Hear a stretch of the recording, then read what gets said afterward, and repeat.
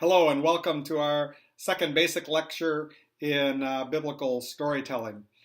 Last week we talked about the dramatic climax where Jesus bends down to the person and raises him up, a little resurrection image if you would.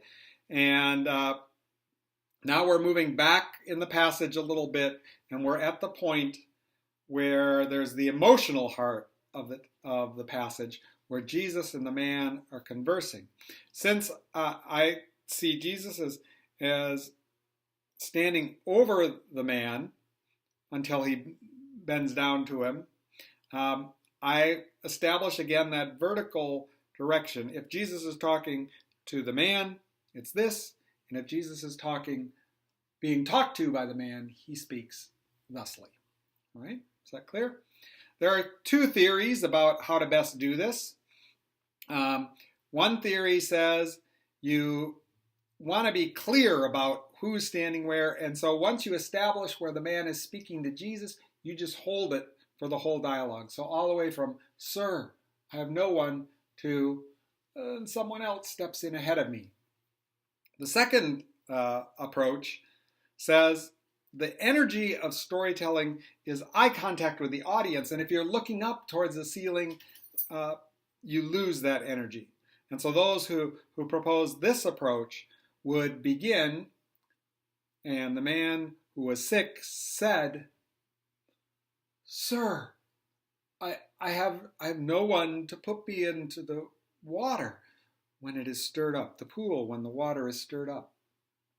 And it would continue on until someone else steps in ahead of me, right? So it's kind of bookended by establishing the relationship, connecting with the audience, reestablishing what the relationship has been all along.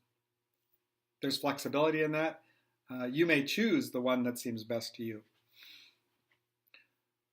A second thing that's a challenge in this text is it's not clear what the mysterious thing that happens is that allows for healing to occur. In fact, some of the copyists of the ancient texts must have felt that it was so unclear that they added a verse that's probably not included in your Bible about angels coming down and stirring the water.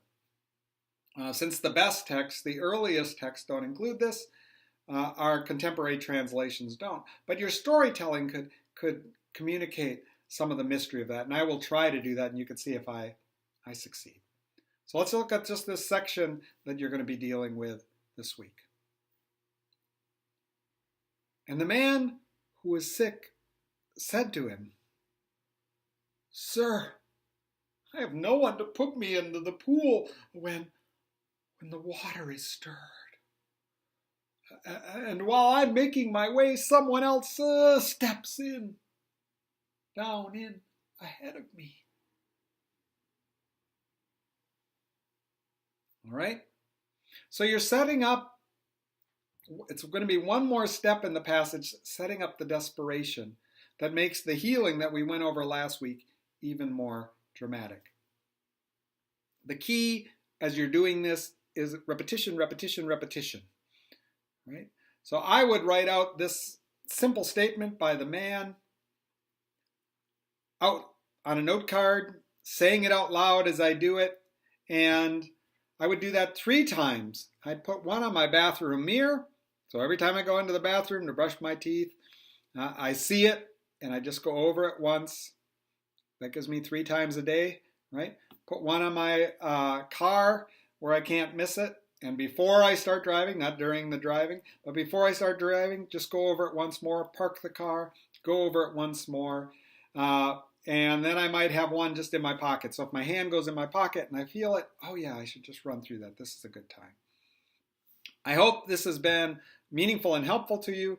And next week we'll move a little earlier in the passage and hear of Jesus' initiation of this relationship that we've started fleshing out. Thank you so much for joining me.